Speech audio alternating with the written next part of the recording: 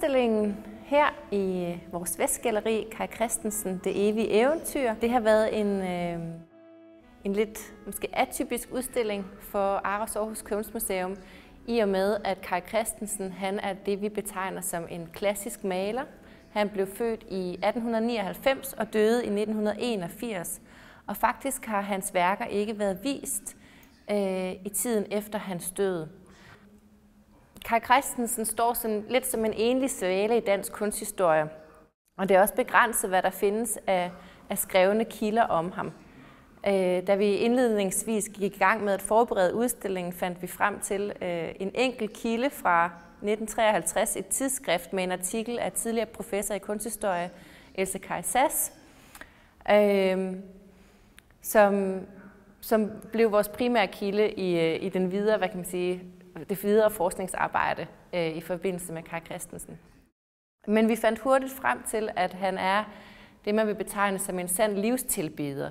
Han elsker eventyret, har fokus på det nære og de små glæder i tilværelsen.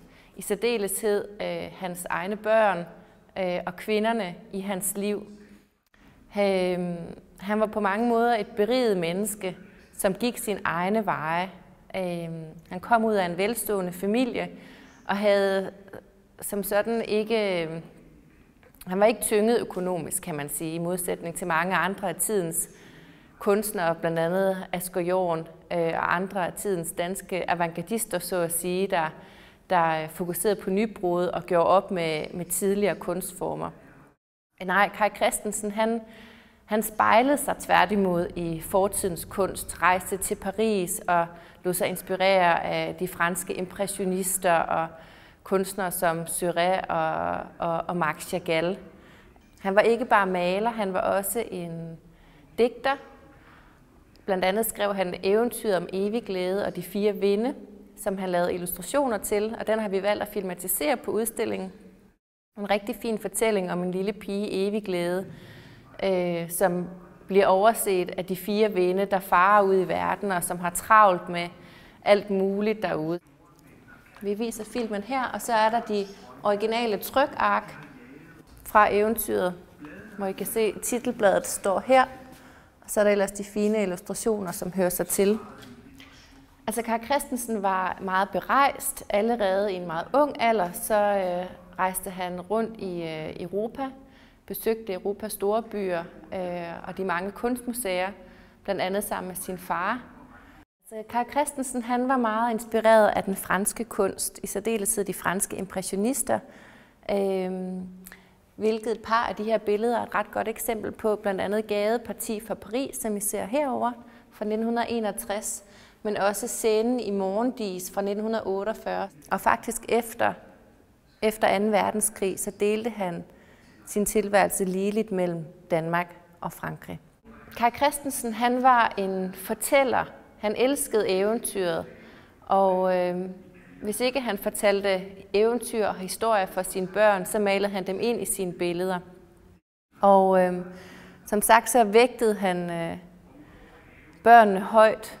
Det var de små glæder i tilværelsen og nærværet med børnene, som var vigtigt for ham. I det her billede, Mads ved vinduet, har han skildret sin søn Mads ude ved noget, der hedder Jægerhuset. Og faren, altså Kaj Christensen, står indenfor, og Mads står udenfor i haven og kigger ind igennem vinduet. Vinduet og de sprossede ruder danner ligesom et grid og markerer på sin vis en distance mellem faren indenfor og drengen udenfor. Og billedet er også malet på sådan en lidt sløret måde, på sådan en lidt drømmeagtig måde, eller som et billede, som han har hævet frem fra erindringens rum. Da Kaj Christensens liv var som et eventyr, men det rummede også en stor tragedie, i og med at hans førstfødte søn, Leif, han tog sit eget liv som teenager. Og det er Leif, I ser et billede af heroppe. Og det var naturligvis en sorg, som fulgte Kaj Christensen hele livet igennem, og som også fornemmes i mange af hans billeder. Altså den her en sorgfuld stemning og tristhed over tabet af sin egen søn. fornemmes i flere af hans billeder i årene derefter. Og det er måske også derfor, at han netop i løbet af hele sin karriere fokuserer meget på familien, kvinden og børnene, personer, som han elskede højt, og som han brugte som modeller i sine billeder igennem hele sit liv. Billedet her hedder Balkonen, og det blev udført i Paris. Og det forestiller Ruth Christensen, som var hans elskerinde og muse. Man kan altid genkende hende på hendes rødhårede eller hendes røde krøllede hår. Og her sidder hun på balkonen ved Hotel d'Orsay i Paris, hvor de mødtes, hver gang de mødtes i Paris. Og hun sidder og kigger ud over scenen og Paris' elektriske lys. Ruth Christensen optræder også i det her billede, der hedder Blomsterne i den mørke dag. Vi kan se hendes røde hår igen og hendes karakteristiske profil. Men her bliver hun ligesom flettet sammen med en anden kvindefigur, en mørkhåret kvinde, som angiveligt er Kai Christensens tredje kone, Anna Katharina Tvermoes, som han var gift med på det her tidspunkt. Så det er, man kan sige, kvinderne i hans liv, der her er flettet sammen som to sammenflettede eksistenser. Med de her paneler, som træder tydeligt frem i forgrunden, og så får vi et kig ind i det tilstødende rum, samt et videre kig ud igennem vinduet. Og der er en meget stærk kontrast mellem det mørke værelse og lyset udenfor. De her hvide hyldeblomster, tror jeg det er, som flyver på eventyrlig vis ind igennem billedet i retning mod vinduet. Og de er ligesom med til at skabe lys i mørket og appellerer eller refererer naturligvis også til titlen, der hedder Blomsterne i den mørke dag. Herinde i rum 2 vises der primært interiørbilleder, og igen med familiens medlemmer som de optrædende modeller. Vi ser både Anna Katharina, hans tredje kone, og sønnerne Mads og Kras i flere af billederne, samt elskerinden Ruth Christensen. Så er motiverne centreret meget omkring måltidet og samværet mellem mor og barn. Det er billeder, der handler om samhørighed, men selvfølgelig også om adskillelse og længsel, blandt andet i det her billede, Forår Chirac, hvor vi ser en kvinde, der kigger længselsfuldt ud af vinduet.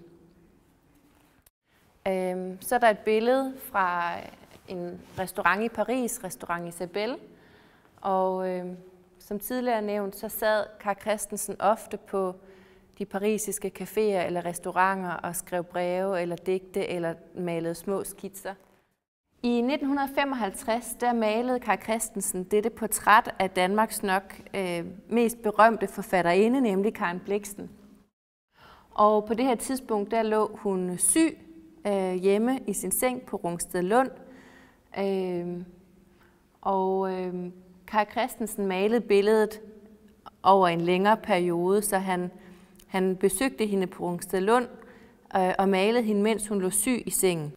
Og vi har faktisk fået adgang til nogle breve, som Kai Christensen skrev til sin elskerinde Ruth Christensen, og i et af brevene beskriver han sit møde med Karen Blixen. Og jeg vil lige læse brevet op, eller et udsnit af brevet op, for det er ret sjovt. Han skriver: Jeg var i går torsdag den 17. november på Rungstedlund og tilbragte eftermiddagen i Isak Dinesens soveværelse. Det er et ret stort værelse, gammeldags og smukt indrettet. I de 2 mahonisenge, der stod ved siden af hinanden, ligger hun i den ene. Den anden er opfyldt af bøger, papir og påbegyndte breve og maskinskrevne ark. Hun var blegere end nogensinde, og de store hvide hovedpuder så mægtige og voldsomme ud. Hendes øjne er uendelig store, hendes næsebor er lidt skæve, og hendes mund havde i går et lille pigeagtigt udtryk. Hun talte meget, og selv var jeg i dårligt humør. nervøs og havde svært ved at samle mine tanker. I hendes værelse stod mine lærreder alle vegne, mit staffeli og min malerkasse. Jeg har malet en række billeder af hende. Det, jeg havde valgt, havde jeg ladet blive derude, så hun kunne se det. Gav vide, om jeg ikke har malet et ganske fantastisk portræt af hende. Hun sagde til mig, at hun ikke havde troet, det ville have lykkes nogen at gengive hende så fuldstændigt. Helst ville hun have været malet af mig, stående i en sort kjole med sølvrev, stor hat og formodentlig en cigaret. Ja, og han fortsætter. For øvrigt har denne tid på Rungstedlund vel været og er stadig en mærkelig Balzacs menneskelig komedie. Isak Dinesen gav mig sin gamle gule strandkasket med i går. Inde i det her rum, der ser man nogle af de mere udprægede eventyrlige billeder af Kaj Christensen.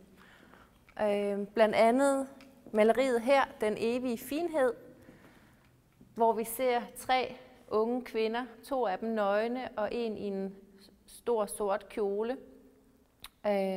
Og bagved den her kæmpe skygge med figuren Miriam med de store træsko, som Kaj Christensen ofte maler ind i sine billeder. Og det er et billede, der selvfølgelig handler også om livets gang og udvikling osv. Ofte så maler han også de her flyvende blomster og blade ind i sine billeder som et symbolsk billede på tiden eller noget, der farer forbi. I det her billede, Den døde soldat siger farvel, ser vi figuren Miriam med de store træsko og en mand, der igen sådan svæver hen over billedfladen. Sandsynligvis den døde soldat, der siger farvel. Og det er igen et billede, der handler om sorgen over tabet af en, man holder af. Og som du kan se, så er det her billede meget inspireret af en maler som Marc Chagall eksempelvis, hvis billeder også var meget poesifyldte og følelsesladet. Herover ser I Steners Vers og Lamouche, et billede, som er ejet af Aarhus Kunstmuseum, og som har gennemgået en større renovering og fremstår nu i allerfineste stand. Og det er et billede, der forestiller Lamouche, altså hans elskerinde Ruth Christensen, stående i sin hvide natkjole og med foldede hænder på sådan en lidt engelagtig måde. Og igen kan vi se balustraderne på balkonen udenfor, hvilket vidner om, at maleriet igen er skabt på hotelværelset Hotel d'Orsay i Paris, hvor parret ofte mødtes. Ofte så inkorporerer Kaj Christensen tekst også i sine billeder, og her har han sat et citat ind af Nicolaus Steno, et vers, der lyder: Skønne er de ting, vi ser, skønnere er de ting, vi forstår, men langt det skønneste er til visse de, som vi ikke forstår. Vi er glade for, at vi med udstillingen her på Aros har gjort det muligt at præsentere Kaj Christensens sanselige og poetiske billedverden for et dansk publikum.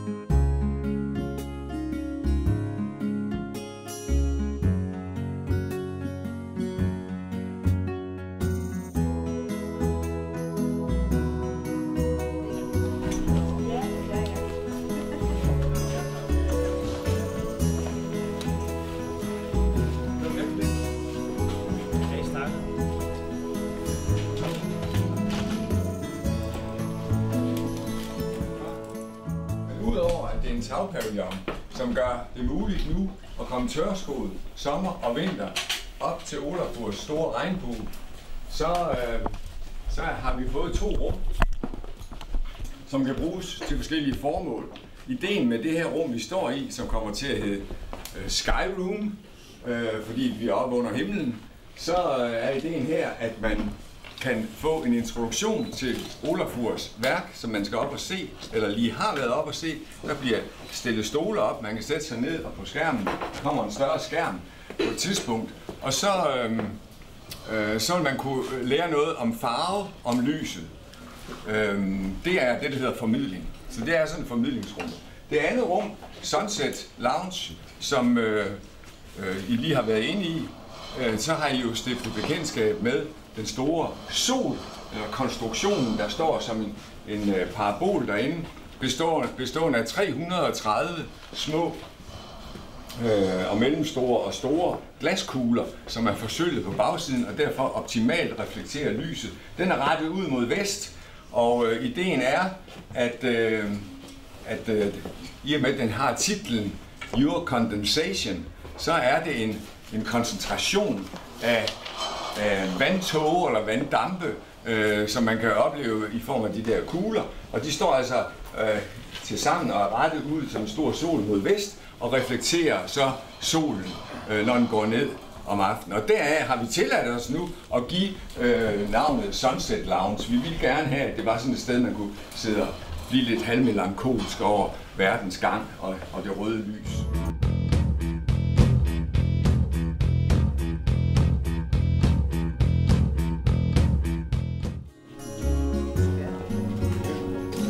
Det tror jeg ikke, der er. Ja, så bliver jeg også lånt der.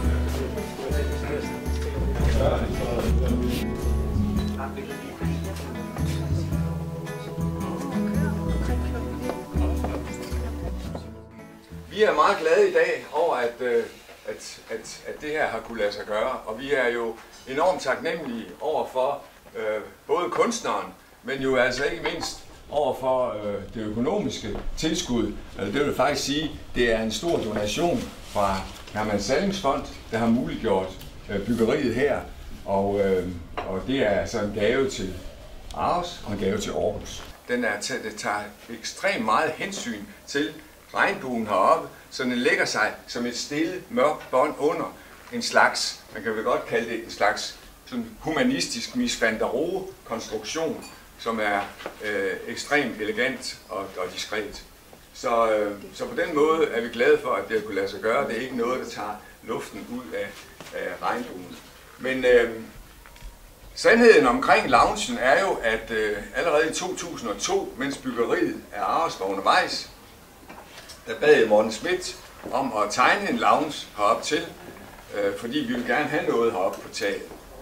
Men den nød jo altså ikke fremme i og med, at vi måtte spare undervejs på byggeriet, så loungen kom aldrig. I stedet for, så gik Realdania ind med en stor donation i form af penge til, at vi kunne lave en indbudt konkurrence. Og der var det så, at det ingen var i tvivl om, at Olafur Eliasson og hans studio vandt klart med regnbuen. Den ville vi frygtelig gerne have. Og i Olafurs projekt, som står lige derovre, vil man kunne se, at ud over regnbuen, så er der den store kugle, men så har han fastholdt ideen om en loungebygning, og formodentlig, det er sådan en glaskonstruktion, der er plastik, forstået på den måde, at man kunne komme fra museet op i regnbuen. Så nu er med denne loungebygning er regnbuen nu knyttet sammen med resten af museet og med de øvrige gallerier, og det er vi faktisk meget glade for. Jeg kan sige på egne vegne, at jeg er utrolig glad og stolt af at stå her i dag, og jeg har virkelig set frem til det. Nu kan alle aarhusianerne, når de har lyst, komme herop og se sådan en pragtfuld solnedgang. Og det vil sige, at det er en gave til Aarhus, som jeg er stolt af at kunne videregive nu her i dag. Tak. Jeg startede jo med for en del af år efterhånden at arbejde med taget her i forbindelse med den konkurrence, som jeg så omtalte. Og jeg var enormt glad for at få lov til at lave noget på taget. Og det var sådan begyndelsen på et samarbejde med museet. Og det blev så meget komplekst undervejs, og det sjove er, at der kom noget så enkelt ud af det som regnbuen. Projektet som gjort helt færdigt, og heldigvis så trådte Herman Sallings Fond så til og hjalp med at skabe en overgang fra museet til værket. Det vil jeg selvfølgelig gerne sige tak til Karin for, til Karin Salling, og også til museet for at blive ved med at arbejde på, at det her skal få den form, hvor det også kan sådan overgå i almindelig brug i museet. Jeg er sådan ret spændt på at se, hvad sker der nu de næste 10 år? Hvad sker der de næste 20 år? Hvordan får museet sådan sin alder, og hvordan får det, skal man sige, en historie? Og derfor er det selvfølgelig rigtig godt, at det nu allerede er startet med at blive så stor en succes. Forstået på den måde, at succesen lige nu kan man ikke sige ligger inde på museet, men lige nu ligger succesen sådan ude i byen. Og hvis det om 10 år eller 20 år kan fortsætte med at være sådan, at folk for så vidt føler, at de ejer museet, eller ejer det, der sker her på museet, så er det i hvert fald en kæmpestor succes. Fordi så tror jeg, at det et museum kan og skal, sådan som jeg ser det, er lykkes.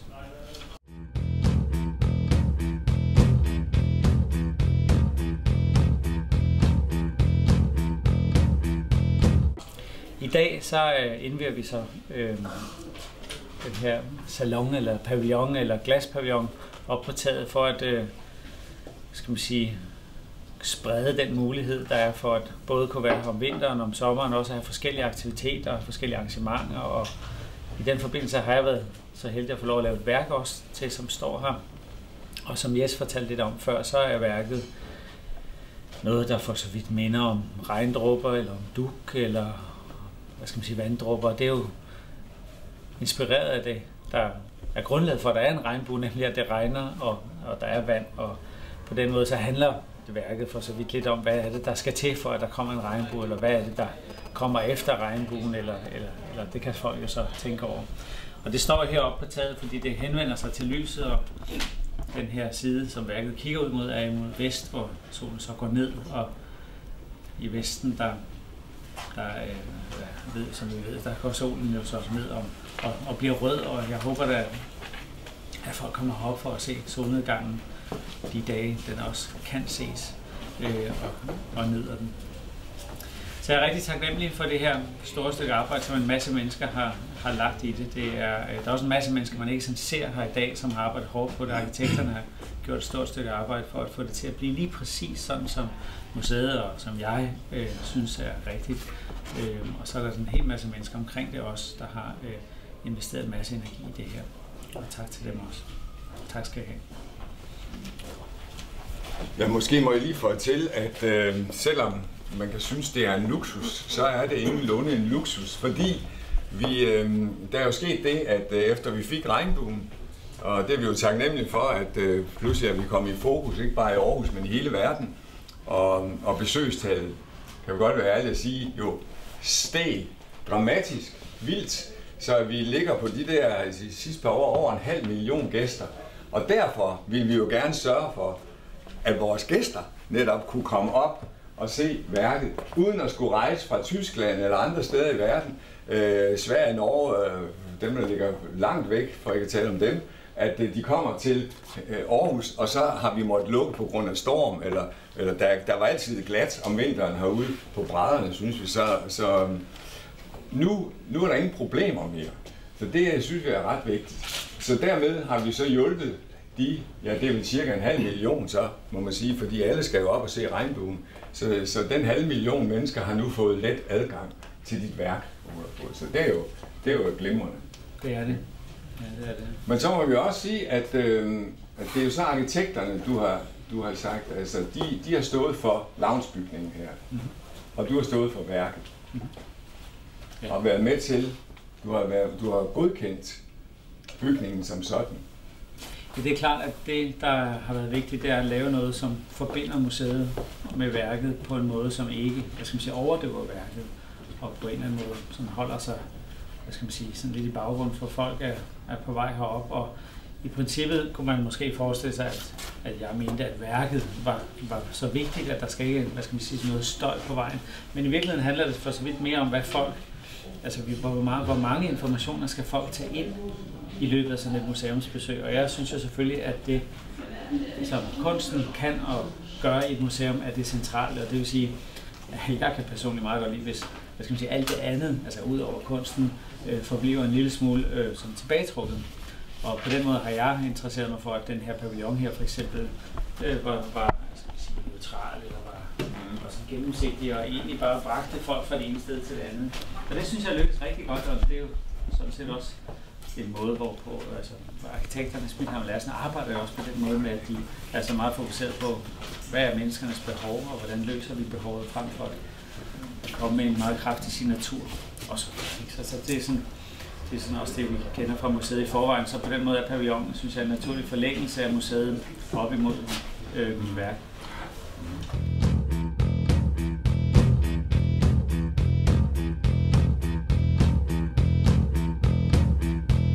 Videnskab og æstetik.